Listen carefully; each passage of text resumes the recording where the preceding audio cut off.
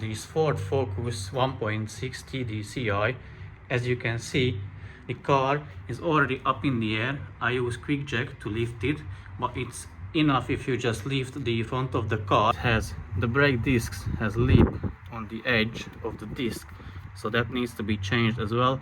And also the brake pads, they have a little bit of life on them, but if you're changing the discs, it's always good to change the pads as well. Oh, also, I have already opened the brake fluid reservoir, because when you are pushing back the brake piston, it will push out the fluid. So if you take off the cap, here is the cap. If you take it off, it won't have any resistance to push against, so it will flow free. Also, you can monitor the level of the fluid, and if it comes up to this level, you just siphon out a little bit of it so it don't overflow. First we need to remove this brake pad retainer spring. So you place your hand in front of it in case of jumping, or this may jump. You don't want to have any accidental injury. It can jump into your eyes. So place your hand over it and pry on it like this. Okay. Remove it from the hole.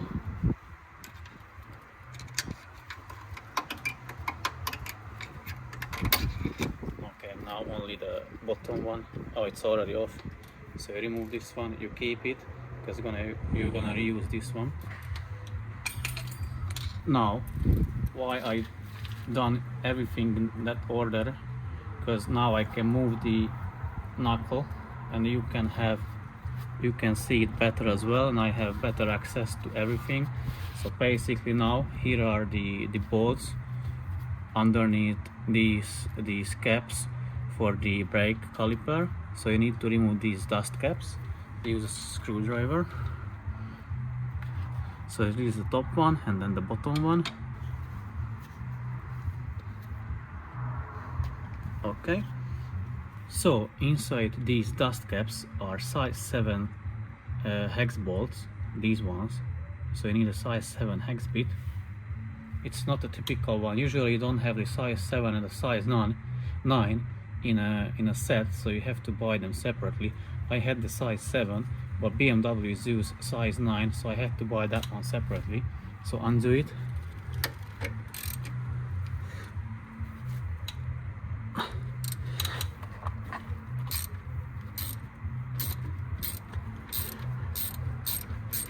Okay, undo the bottom one.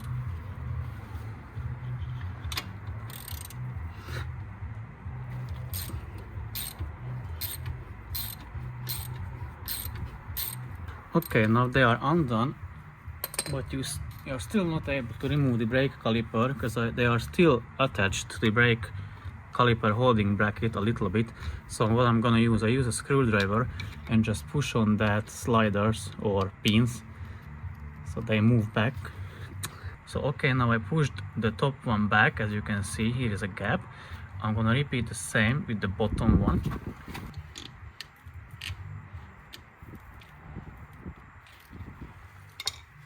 And now I can remove the caliper. I'm gonna use a hook to hook it on the coil spring, but you can use a zip tie if you don't have this hook.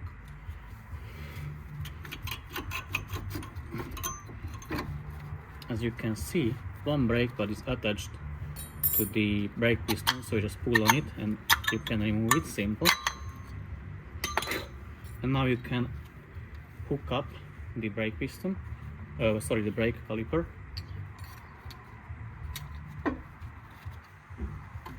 Now it is out of the way.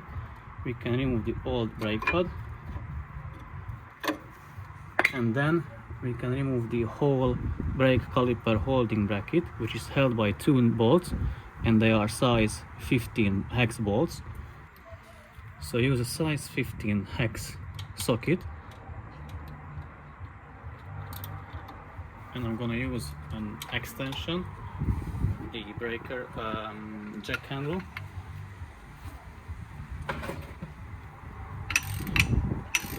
To break them loose. I think the same with the bottom bolt.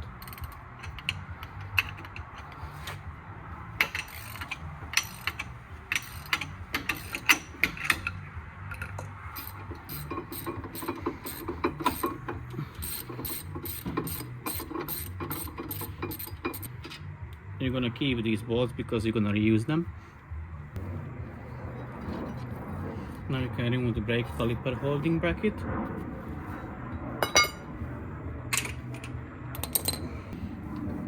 And now you can remove the brake disc itself. Use a dead blow hammer and give it a couple whacks. If it doesn't come off with this method, I will have another videos on my channel how to remove a stuck brake disc or rotor, whichever you prefer to call it.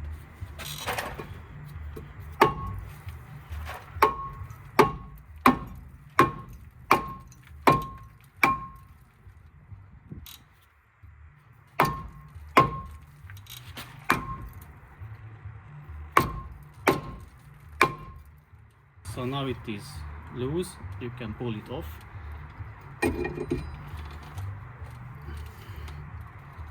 And then we are going to clean the wheel hub.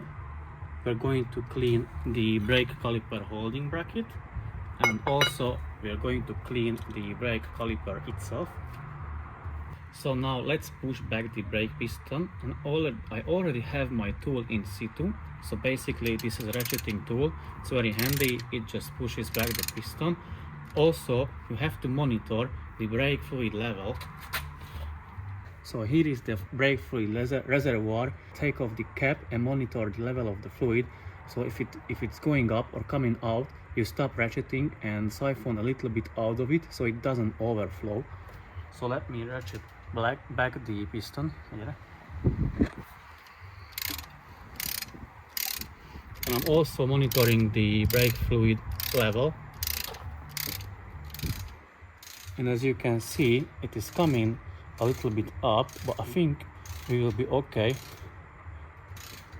Okay, no, I have to stop and siphon a little bit out and then continue with the ratcheting. So now it is nearly overflowing, so I'm going to siphon a little bit out of it. See that?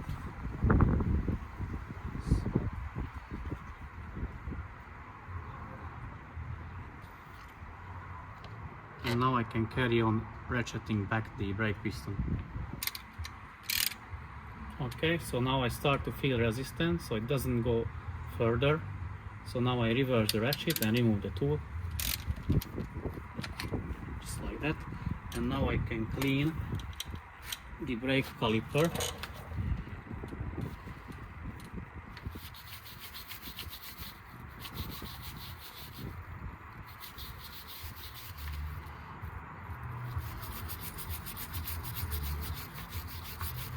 Be careful, don't tear up the rubber or the rubber dust cover on the brake piston. Okay, we'll hook it back up.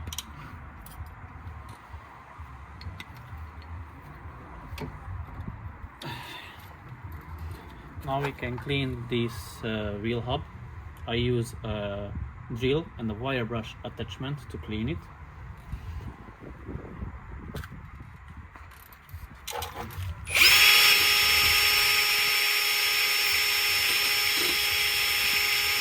So it is done. As you can see, it's a lot cleaner now.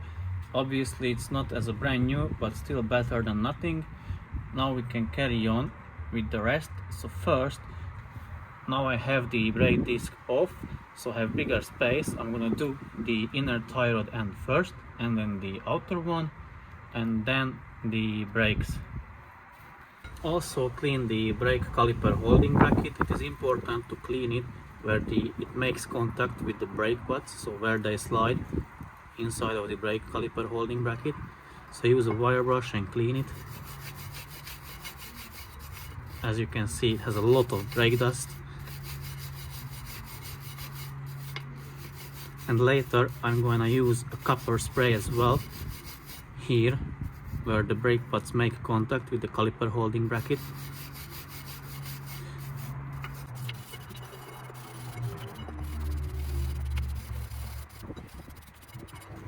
And I'm gonna use also copper spray on the wheel hub as well. So I use a copper spray on the brake caliper holding bracket.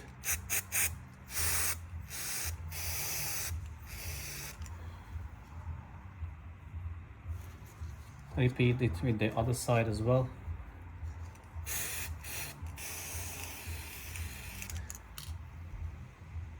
And let's put some on the wheel hub as well.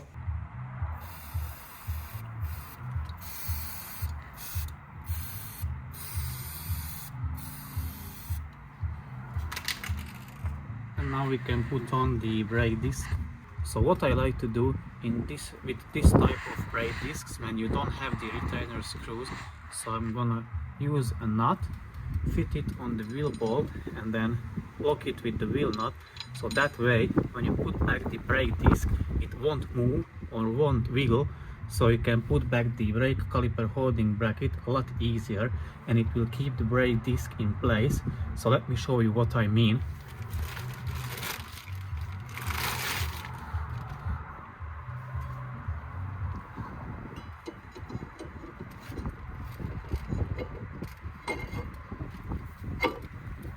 And use any of the bottom bolts, wheel bolts, put the nut on it, and then the wheel locking nut. And as you can see, the rotor or the disc is not moving or not wiggling. Now you can put back the other parts a lot more easier. Now we can put back the brake caliper holding bracket.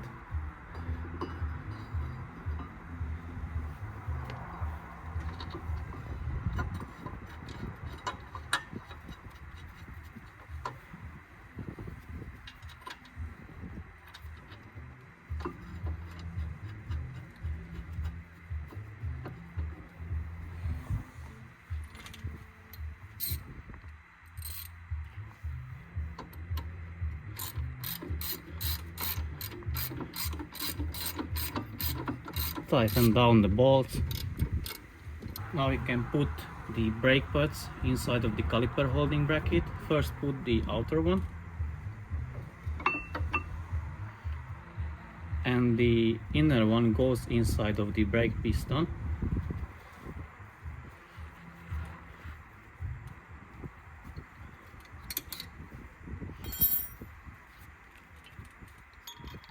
So here you have the three legs. They have to go inside of the brake piston.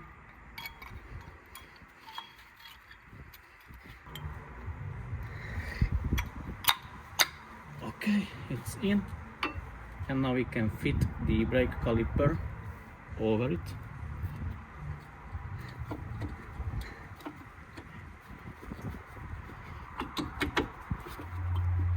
Make sure it sits properly. Okay, now it is sitting properly. We can tighten the two pins.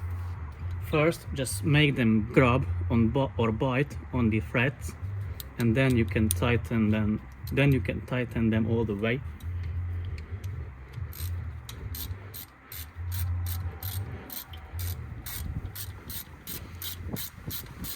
Okay, so the top one grabbed on threads. Let's repeat the same with the bottom one.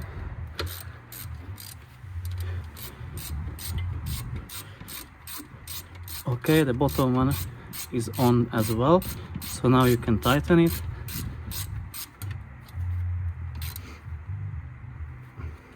Don't forget the two dust caps.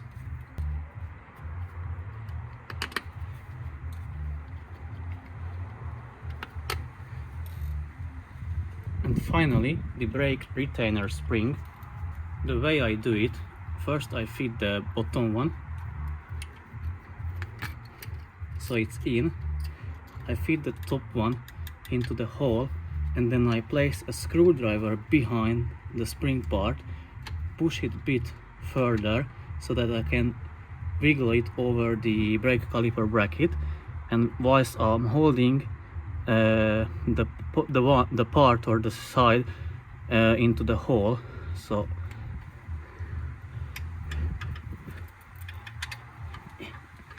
now it is in. I just need to push it all the way with the other end of the screwdriver, let's say.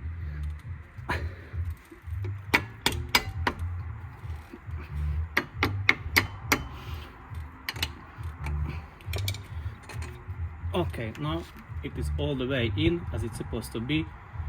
We only need to put back the wheels on both sides, lower the car, take it for a test drive, check everything is working as it should be.